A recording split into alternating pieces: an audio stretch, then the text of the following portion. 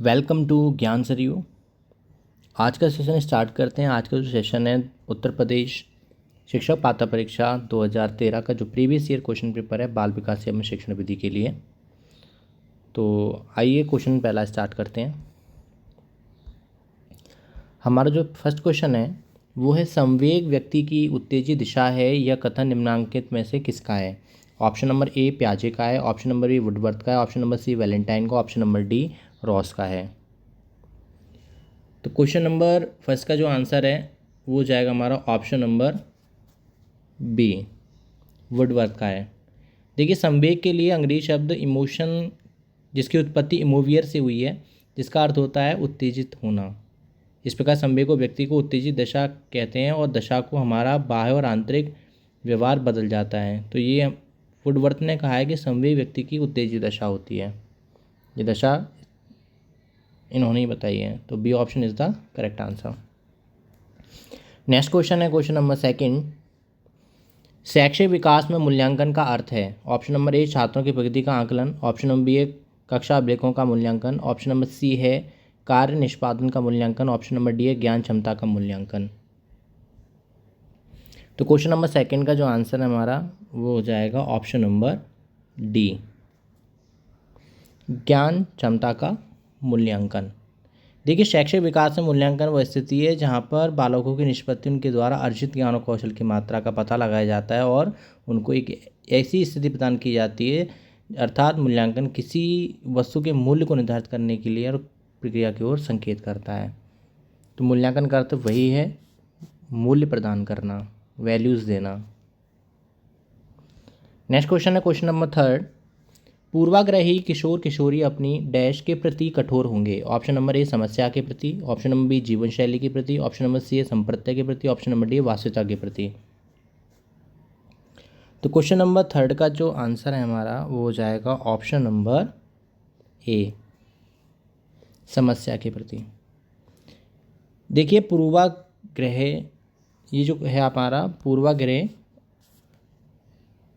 पूर्वाग्रह से तात्पर्य है कि किसी कार्य व्यवस्था ज्ञान और व्यक्ति के आदि के विषय में पहले से ही बनी हुई कोई विशेष धारणा और उसका पालन करना, यही हमारे पूर्वाग्रही है। इसी प्रकार पूर्वाग्रही किशोर किशोर में अपनी समस्या के प्रति कठोर होते हैं। तो वही option is the right answer. Next question है क्वेश्चन नंबर फोर्थ।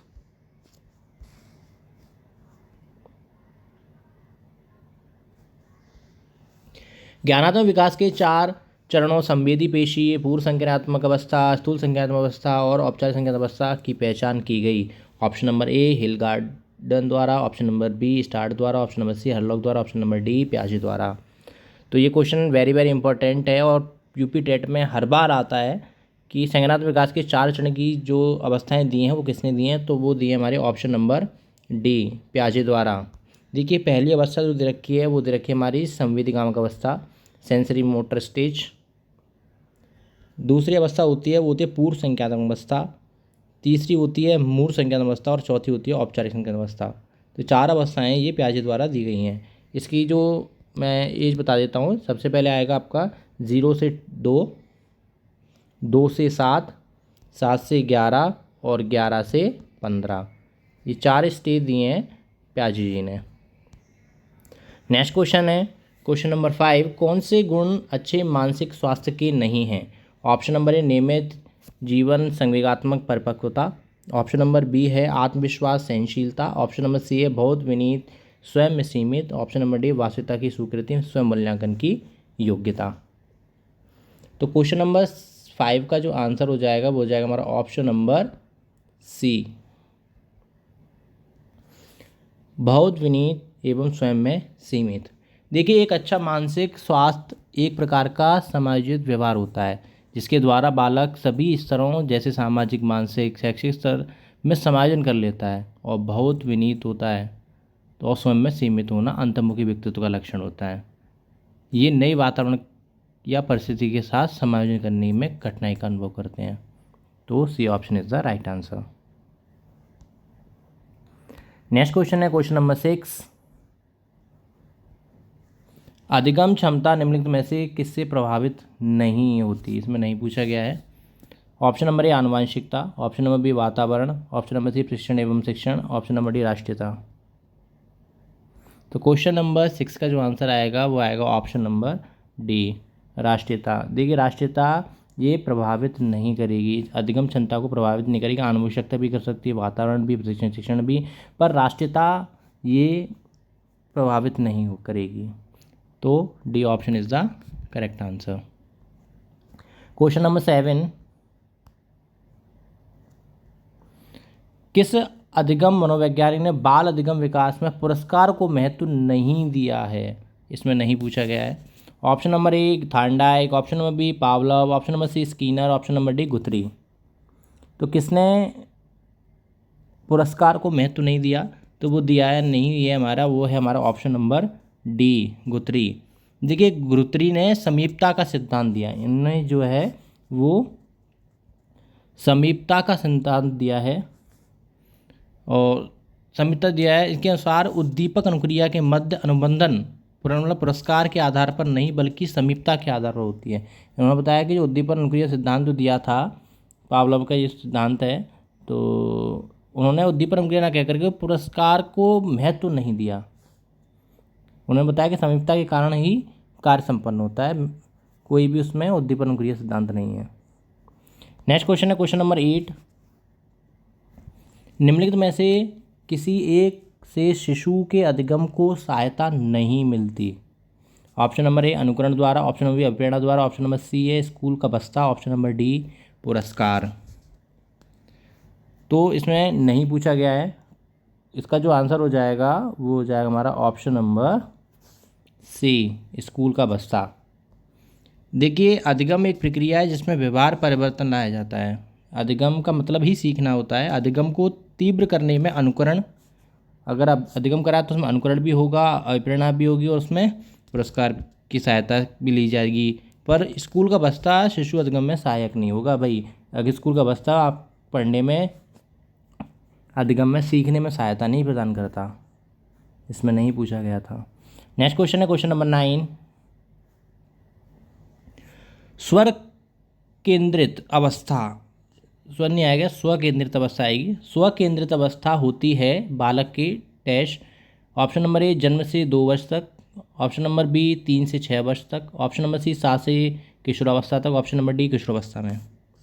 तो क्वेश्चन नंबर 9 का जो आंसर आएगा वो आएगा हमारा ऑप्शन नंबर बी 3 से 6 वर्ष तक।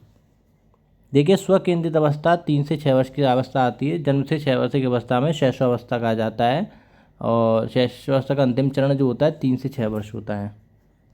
अंतिम वर्ष का बताया रखा है 3 से 6 वर्ष होता है और पूर्व बाल्यावस्था भी कहते हैं इसे। और ये बालक की स्वयं खुशी की चिंता करता है और इस अवस्था में स्व केंद्रित अवस्था भी कहा जाता है। ऑब्जेक्ट परमानेंस इंग्लिश में बोलते हैं इसको। 3 से 6 वर्ष की अवस्था में आ जाता है।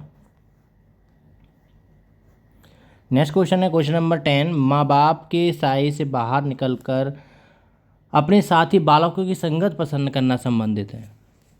देखिए बच्चा जब स्कूल स्टार्ट कर देता है तो वो बाहर निकल जाता है और वो कब होता है? ये किशोरावस्था में होता है, पूर्व किशोरावस्था में होता है, उत्तर बाल्यावस्था में होता है, शैशवावस्था में होता है। तो इसका जो आंसर आएगा वो आएगा हमारा ऑप्शन नंबर बी पूर्व किशोरावस्था में होता है। देखिए पूर्व किशोरावस्था 9 से जो 12 वर्ष की अवस्था है उसमें इसे उत्तर बाल्यावस्था या पूर्व किशोरावस्था कहते हैं। इस आयु वर्ग के बालक जो होते हैं वो साथियों की संगत और उनके साथ रहना अधिक पसंद करते हैं। तो B option is the correct answer. Next question है क्वेश्चन नंबर 11, मानसिक परिपक्वता की ऊंचाइयों को छूने के लिए प्रयासरत रहना संबंधित है। ऑप्शन नंबर ए किशोरावस्था में, ऑप्शन नंबर बी पूर्णावस्था में, ऑप्शन नंबर सी पूर्व बाल्यावस्था में, ऑप्शन नंबर डी है हमारा उत्तर बाल्यावस्था में। तो उसमें मानसिक परिपक्वता की ऊंचाई को छूने के लिए प्रयासरत रहना, यह आएगा हमारा ऑप्शन नंबर ए किशोरावस्था में। देखिए किशोरावस्था वह अवस्था है जिसमें बालक को नई समस्याओं एवं संयोगों का सामना करना पड़ता है। इस अवस्था में समस्याओं को हल करने के लिए परिपक्वता की ओर उन्मुख होता है और मानसिक परिपक्वता के शिखर पर पहुंचने का प्रयत्न करता है जहाँ उसे संतुष्टि का अनुभव होता है। नेक्स्ट क्वेश्चन है क्वेश्चन नंबर 12, सीखने का प्राथमिक मूलभूत नियम संबंधित है। ऑप्शन नंबर ए अभ्यास कार्य से, ऑप्शन नंबर बी परिणाम की अपेक्षा से, ऑप्शन नंबर सी प्रशंसा से, ऑप्शन नंबर डी तत्परता से। तो क्वेश्चन नंबर 12 का जो आंसर आ जाएगा वो आएगा हमारा ऑप्शन नंबर डी, तत्परता से। देखिए तत्परता का नियम है, नियम कार्य के पूर्व तत्पर और तैयार किए जाने पर बल देता है। थॉर्नडाइक का नियम दिए थे अभ्यास तत्परता, तो ये उनके नियम है। यदि हम किसी कार्य को सीखने के लिए तत्पर या तैयार होते हैं तो वो शीघ्र सीख लेते हैं, और तत्परता का कार्य करने की इच्छा होती है और ध्यान केंद्रित करने में तत्परता ही सहायता करती है हमेशा। तो D option is the right answer. Question number 13, सीखने की प्रक्रिया को प्रभावित करने वाले कारक हैं। ऑप्शन नंबर ए अनुकरण, ऑप्शन नंबर बी प्रशंसा एवं निंदा, ऑप्शन नंबर सी प्रतियोगिता, ऑप्शन नंबर डी ये सभी। तो क्वेश्चन नंबर 13 का जो आंसर होगा हमारा वो हो जाएगा ऑप्शन नंबर डी, सभी। इसमें अनुकरण, प्रशंसा, निंदा और प्रतियोगिता ये सभी अधिगम प्रक्रिया को प्रभावित करने वाले कारक हैं। और भी कारक हो सकते हैं जैसे पूर्वाधिगम, शिक्षण के प्रति मनोवृत्ति, सीखने की विधि, आनुवांशिकता भी आएगा इसमें, प्रशिक्षण शिक्षण भी आ सकता आएगा, विषय वस्तु का स्वरूप भी हो जाएगा, सीखने की इच्छा भी, प्रेरणा, वातावरण, प्रशंसा, निंदा, ये सभी क्या आएंगे, ये सभी सीखने को प्राप्त करने वाले कारक होते हैं। इसलिए D option is the right answer. Question number 14, बालकों को सीखने में प्रेरणा को किस रूप में उपयोगी माना जाता है। ऑप्शन नंबर ए बालक की वे वैयक्तिकता का आदर, पुरस्कार एवं दंड, प्रशंसा एवं भर्त्सना, ऑप्शन नंबर डी है उपयुक्त सभी। तो क्वेश्चन नंबर 14 का जो आंसर आ जाएगा वो हो जाएगा हमारा ऑप्शन नंबर डी, उपयुक्त सभी। देखिए बालकों में सीखने प्रेरणा किस रूप में माना जाता है, बालक की वैयक्तिक का आदर करना, उसको पुरस्कार दंड देना, प्रशंसा एवं भर्त्सना। तो D option is the right answer. जो प्रेरणा है, प्रेरणा या अभिप्रेरणा, प्रेरणा को अभिप्रेरणा भी कहा जाता है, अभिप्रेरणा की आवश्यकता जनित होती है और जो बालक को अधिगम के लिए प्रोत्साहित करती है। या प्रेरणा सकारात्मक नकारात्मक दोनों प्रकार की हो सकती है, जैसे प्रशंसा, पुरस्कार, दंड, भर्त्सना, वैयक्तिकता का आदर करना। तो D option is the right answer. Question number 15, question number 15 में है, कक्षा में विद्यार्थियों को अधिगम के लिए प्रेरित करने हेतु किस युक्ति का अनुप्रयोग आप नहीं करते, इसमें नहीं पूछा गया है। ऑप्शन नंबर ए है छात्रों में स्वस्थ प्रतिस्पर्धा स्थापित करना, ऑप्शन नंबर बी उन्हें आत्मगौरव की अनुभूति कराना, ऑप्शन नंबर सी उनकी अत्यधिक प्रशंसा करना, ऑप्शन डी गतिविधि आधारित शिक्षण अधिगम विधियों का अनुप्रयोग करना। तो इसका जो आंसर होगा हमारा ऑप्शन नंबर सी, उनकी अत्यधिक प्रशंसा करना। देखिए छात्रों की अत्यधिक प्रशंसा करना उन्हें अधिगम के लिए प्रेरित करने के लिए उपयुक्त युक्ति नहीं है, इसमें नहीं पूछा गया था तो नहीं हमने यही है, नेगेटिव ढूंढना था हमें, नेगेटिव यही है ऑप्शन नंबर सी। देखिए छात्रों को स्वस्थ प्रस्ताव करना ये भी सही है, उन्हें आत्मगौरव की अनुभूति कराना ये भी सही है, गतिविधि आधारित शिक्षण अधिगम विधियों का अनुप्रयोग करना ये भी सही है, पर सी ऑप्शन यही गलत है क्योंकि उन बच्चों की हम अत्यधिक प्रशंसा नहीं करते हैं ज़्यादा, क्योंकि इससे बालक में अहम की भावना का संचार हो जाता है, उससे घमंड हो जाता है, अहम की भावना आ जाती है, इस वजह से उसको उनकी अत्यधिक प्रशंसा नहीं करते हैं। तो C option is the right answer, क्योंकि नहीं पूछा था। क्वेश्चन नंबर 16, बुद्धि एवं सृजनात्मकता में किस प्रकार का सहसंबंध पाया गया है। ऑप्शन नंबर ए है धनात्मक, ऑप्शन नंबर बी है ऋणात्मक, ऑप्शन नंबर सी है शून्य, ऑप्शन नंबर डी है ये सभी। देखिए क्वेश्चन नंबर 16 का जो आंसर है हमारा वो हो जाएगा ऑप्शन नंबर ए धनात्मक। देखिए बुद्धि और सृजनात्मकता दो अलग अलग घटक होते हैं, बुद्धि और सृजनात्मकता दो अलग अलग घटक होते हैं, और फिर भी इन दोनों के घटकों में धनात्मक संबंध को जोड़ा जाता है। बुद्धि का स्तर बढ़ने पर सृजनात्मकता में वृद्धि होती है, अगर आपकी बुद्धि बढ़ रही है तो आपकी सृजनात्मकता भी ऊपर बढ़ेगी, और बुद्धि घटने पर सृजनात्मकता भी घटती है। तो A option is the right answer.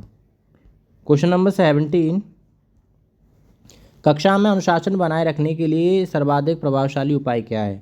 Option number ए अनुशासनहीन छात्रों को कक्षा से बाहर निकाल देना, ऑप्शन नंबर बी है शिक्षण को रोचक और व्यवहारिक बनाना, ऑप्शन नंबर सी है छात्रों के अध्यापक को सूचित करना, ऑप्शन नंबर डी अनुशासनहीन छात्रों को विशिष्ट रूप सुविधा प्रदान करना। देखिए इसका जो सही आंसर आएगा 17 का वो हो जाएगा हमारा ऑप्शन नंबर बी, शिक्षण को रोचक एवं व्यवहारिक बनाना। देखिए कक्षा का जो वातावरण है वो शांत होना चाहिए। कक्षा में पढ़ाई जाने वाली विषय वस्तु अत्यधिक रोचक होनी चाहिए, व्यवहारिक बनाया जाए, जिससे कक्षा में विद्यार्थी को उस वस्तु में अपना ध्यान केंद्रित कर सकें और जिससे कक्षा का अनुशासन बना रहेगा। और अनुशासन बना रखने का सर्वाधिक प्रभावशाली उपाय यही है। तो B option is the right answer. Next question है क्वेश्चन नंबर 18। शैशवावस्था में बच्चों के क्रियात्मक क्रियाकलाप होते हैं। ऑप्शन नंबर ए है मूल प्रवृत्त्यात्मक, ऑप्शन नंबर बी है संरक्षित, और ऑप्शन नंबर सी है संज्ञानात्मक, ऑप्शन नंबर डी है संवेगात्मक। तो क्वेश्चन नंबर 18 का जो आंसर आएगा वो हो जाएगा हमारा ऑप्शन नंबर ए, मूल प्रवृत्त्यात्मक। देखिए जब बच्चा 0 से 6 वर्ष का तक की अवस्था जो होती है बालक की शैशवावस्था कहलाती है। इस अवस्था में शिशु अपने मूल प्रकृति के अनुसार ही व्यवहार करता है। जैसे गुस्सा आने पर रोकर अपनी अभिव्यक्ति देता है, खुश होने पर अभिव्यक्ति हंसी द्वारा। ऐसी शैशवावस्था में बच्चों के क्रियाकलाप मूल प्रवृत्त्यात्मक होते हैं, जन्म से होते हैं। उनको कोई हंसना सिखाएगा थोड़ी, अपने आप आएगा। तो मूल प्रवृत्त्यात्मक शैशवावस्था के जो क्रियाकलाप होते हैं मूल प्रवृत्त्यात्मक होते हैं, 0 से 6 वर्ष की अवस्था में आएगा। चलो आगे बढ़ते हैं क्वेश्चन नंबर 19 क्वेश्चन में जिन विद्यालयों में समेकित शिक्षा दी जाती है उनके शिक्षकों को किस क्षेत्र विशेष में प्रशिक्षित करना चाहिए। ऑप्शन नंबर ए है विशेष आवश्यकता वाले बच्चों की पहचान एवं शिक्षण, ऑप्शन नंबर बी है व्याख्यान विधि द्वारा शिक्षण, ऑप्शन नंबर सी है क्रियात्मक के साथ शिक्षण, ऑप्शन नंबर डी है उपरोक्त में से कोई नहीं। तो क्वेश्चन नंबर 19 का जो आंसर हो जाएगा हमारा वो हो जाएगा ऑप्शन नंबर ए, विशेष आवश्यकता वाले बच्चों की पहचान और शिक्षण। देखिए समेकित शिक्षा में शिक्षण कार्य करने वाले शिक्षकों की विशेष आवश्यकता वाले बालकों और लक्षणों को पहचानने की क्षमता होना अति अनिवार्य है। उन्हें इसका प्रशिक्षण दिया जाना चाहिए। तो A option is the right answer. Next question है क्वेश्चन नंबर 20।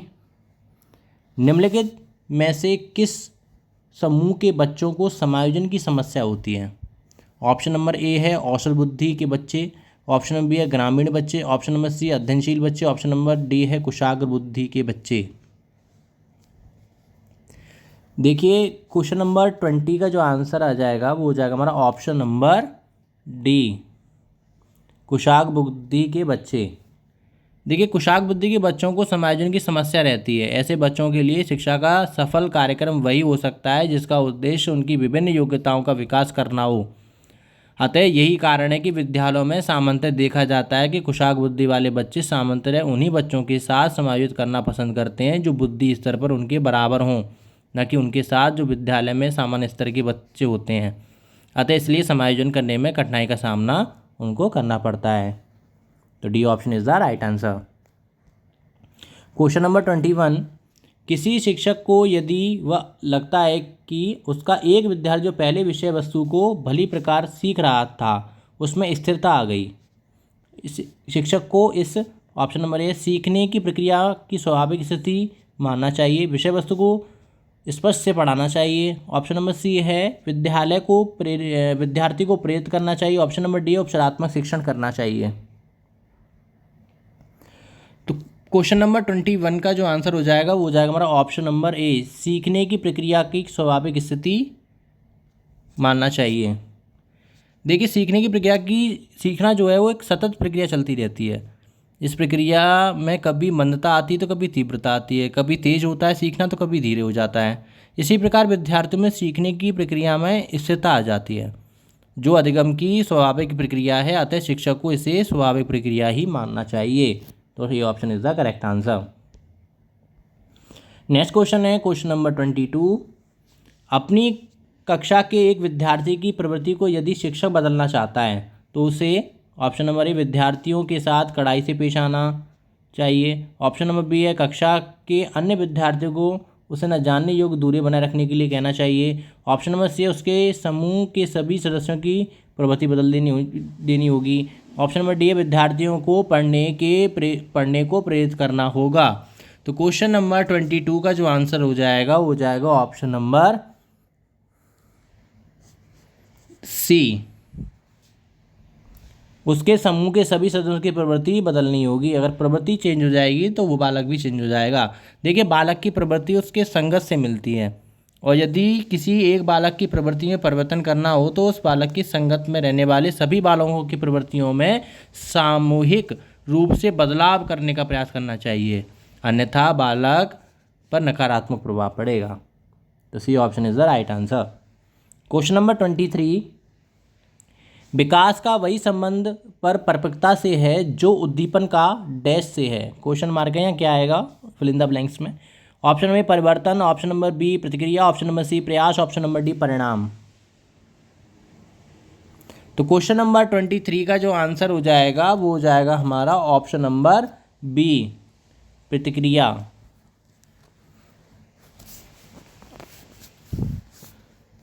देखिए, व्यक्ति का विकास क्रमिक रूप से होता है। जैसे जैसे व्यक्ति का विकास होता जाता है वैसे वैसे उसमें परिपक्वता भी आती जाती है। ठीक उसी प्रकार उद्दीपन का संबंध प्रक्रिया से है, क्योंकि बिना उद्दीपन के प्रक्रिया हो ही नहीं सकती। तो B option is the correct answer. Next question है क्वेश्चन नंबर 24, प्याजे मुख्यतः डैश के विकास में योगदान के लिए जाने जाते हैं। ऑप्शन नंबर ए भाषा विकास, ऑप्शन नंबर बी ज्ञानात्मक विकास, ऑप्शन नंबर सी नैतिक विकास, ऑप्शन नंबर डी सामाजिक विकास। तो क्वेश्चन नंबर 24 का जो आंसर हो जाएगा हमारा वो हो जाएगा ऑप्शन नंबर बी ज्ञानात्मक विकास। देखिए, बालकों के ज्ञानात्मक विकास के परीक्षण के लिए प्याजे ही महत्वपूर्ण भूमिका ही रही है। प्याजे ने बालकों को ज्ञानात्मक विकास की 4 प्रमुख अवस्थाएं बताई हैं। पहली जो अवस्था बताई है वो संवेदात्मक अवस्था, और दूसरी है पूर्व संज्ञानात्मक अवस्था, तीसरी है मूढ़ संज्ञानात्मक अवस्था, और फोर्थ है औपचारिक संज्ञानात्मक अवस्था। ये चारों स्टेज दिए हमारे प्याजे ने। नेक्स्ट क्वेश्चन है क्वेश्चन नंबर 25, जब कभी 2 या अधिक व्यक्ति एक साथ मिलते हैं और एक दूसरे को प्रभावित करते हैं तो वह एक सामाजिक समूह का निर्माण करते हैं। यह कथन है ऑप्शन नंबर ए आंशिक रूप से सत्य है, ऑप्शन नंबर बी सत्य है, ऑप्शन नंबर सी कदाचित सत्य है, ऑप्शन नंबर डी असत्य है। देखिए, इसका जो आंसर आएगा वो आएगा ऑप्शन नंबर बी, यह सही है। देखिए, इसमें दे रखा है जब कभी 2 या 2 से अधिक व्यक्ति एक साथ मिलते हैं तो एक दूसरे से प्रभावित करते हैं तो वो एक सामाजिक समूह का निर्माण करते हैं। बिल्कुल सही बात है। तो B option is the right answer. Question number 26, शिक्षण प्रक्रिया में निम्नलिखित में से किसका भली प्रकार ध्यान रखना चाहिए। ऑप्शन नंबर ए है विद्यार्थियों की सक्रिय सहभागिता, ऑप्शन नंबर बी है अनुशासन और नियमित उपस्थिति, ऑप्शन नंबर सी है गृह कार्य की जांच में लग्न और विषय वस्तु की कठिनाई स्तर। तो क्वेश्चन नंबर 26 का जो आंसर आएगा वो आएगा हमारा ऑप्शन नंबर ए विद्यार्थियों की सक्रिय सहभागिता। देखिए, सफल शिक्षण प्रक्रिया वही होती है जिसमें समय समय पर शिक्षण छात्र संवाद होता रहता है, और अन्यथा किसी कार्य नीरस हो जाएगा तो और छात्रों का अधिगम अच्छी तरह से नहीं हो पाएगा। अगर आप कोई बीच बीच में उनसे संवाद नहीं करेंगे, बातचीत नहीं करेंगे तो आपकी जो पठन है वो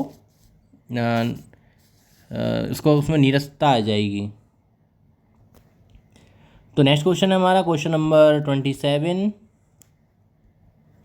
निम्नलिखित व्यक्तियों में से कौन अपने बच्चों को आंतरिक प्रेरणा दे रहा है। Option number a father Robert अपनी कक्षा के उन बच्चों को चॉकलेट देते हैं जो अच्छा व्यवहार करते हैं। ऑप्शन नंबर बी अगली कक्षा उन्नति आने पर नंद कुमार अपने पुत्र को कहानी की पुस्तक देते हैं। ऑप्शन नंबर सी है अपने पुत्र के जन्मदिन पर गिरिजोश कुमार दावत देते हैं। ऑप्शन नंबर डी विज्ञान विषयों में सर्वोच्च अंक पाने वाले राकेश कुमार अपने पुत्र की प्रशंसा करते हैं। तो सबसे अच्छा आंतरिक प्रेरणा इंटरनल मोटिवेशन किससे आएगा। तो क्वेश्चन नंबर 27 का ऑप्शन नंबर आएगा हमारा D option is the correct answer. देखिए, विज्ञान विषयों में सर्वोच्च अंक पाने पर राकेश कुमार अपने पुत्र की प्रशंसा करते हैं। देखिए, किसी कार्य या परिणाम के लिए प्रशंसा करना आंतरिक प्रेरणा का एक उदाहरण है, अतः सर्वोच्च अंक पाने पर प्रशंसा करना आंतरिक रूप से ही प्रेरित करता है। तो D option is the right answer. अगला क्वेश्चन है क्वेश्चन नंबर 28। बच्चों के सामाजिक विकास में डैश का विशेष महत्व है। ऑप्शन नंबर ए खेल का, ऑप्शन नंबर बी बाल साहित्य का, ऑप्शन नंबर सी दिनचर्या का, ऑप्शन नंबर डी है संचार माध्यम का। तो सामाजिक विकास पूछा है बच्चों का। क्वेश्चन नंबर 28 का जो आंसर हो जाएगा हमारा, 28 का जो आंसर हो जाएगा वो हो जाएगा ऑप्शन नंबर ए खेल। देखिए खेल विधि द्वारा बालक की मूल प्रवृत्तियों का विकास होता है, जिससे समाज की क्षमता में वृद्धि होती है और परिणाम स्वरूप बच्चों को सामाजिक विकास उसका जो होता है वो सकारात्मक होता है। नेक्स्ट क्वेश्चन है क्वेश्चन नंबर 29। भाटिया बैटरी का प्रयोग निम्न में से किसके परीक्षण हेतु किया जाता है। ऑप्शन नंबर ए है व्यक्तित्व, ऑप्शन नंबर बी है वृद्धि, ऑप्शन नंबर सी है सृजनात्मकता, ऑप्शन नंबर डी है आवृत्ति। तो भाटिया जो परीक्षण था वो हमारा बुद्धि परीक्षण होता है। Option number B is the correct answer. देखिए आपको मैं बता दूं भाटिया के बारे में, ये वेरी वेरी इंपॉर्टेंट है। ये सीएम भाटिया थे, उन्होंने ये स्टार्ट किया था सबसे पहले, और जो स्टार्ट किया था वो 1955 में स्टार्ट किया था। भाटिया बैटरी का बुद्धि परीक्षण कहते हैं, इसका पूरा नाम है। इस परीक्षण में बैटरी बुद्धि परीक्षण क्रिया परीक्षण समूह भी कहा जाता है इसको। तो सीएम भाटिया जी ने स्टार्ट किया था 1955 में। ये एक बुद्धि परीक्षण है, तो B option is the right answer. Next question है क्वेश्चन नंबर 30। कोहल वर्ग का विकास सिद्धांत निम्न में से किससे संबंधित है। ऑप्शन नंबर ए भाषा विकास, ऑप्शन नंबर बी संज्ञानात्मक विकास, ऑप्शन नंबर सी नैतिक विकास, ऑप्शन नंबर डी सामाजिक विकास। कोहल वर्ग का जो सिद्धांत है वो किससे संबंधित है। तो क्वेश्चन नंबर 30 का जो आंसर है वो हो जाएगा हमारा ऑप्शन नंबर सी नैतिक विकास से। देखिए इनका पूरा नाम है लॉरेंस कोहलबर्ग, लॉरेंस कोहलबर्ग ने इन्होंने 10 से 16 वर्ष की जो बच्चे थे उनका व्यवहार का विश्लेषण किया और जीन पियाजे के नैतिक विकास सिद्धांत को विस्तारित प्रवर्तित और परिमार्जित किया था। इन्होंने 3 प्रमुख स्तर माने थे, वो 3 स्तर मैं आपको बता देता हूँ। 3 स्तर में पहला स्तर है हमारा पूर्व परंपरागत स्तर,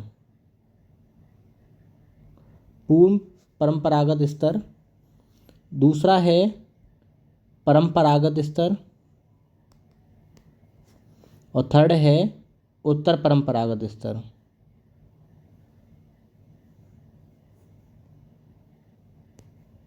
उत्तर परंपरागत स्तर तो 3 स्तर बताए थे कोहलबर्ग ने। ये हमारे नैतिक विकास से संबंधित है, तो C option is the right answer. आज की स्लाइड आपके यहाँ समाप्त होती हैं। आज आपके 2000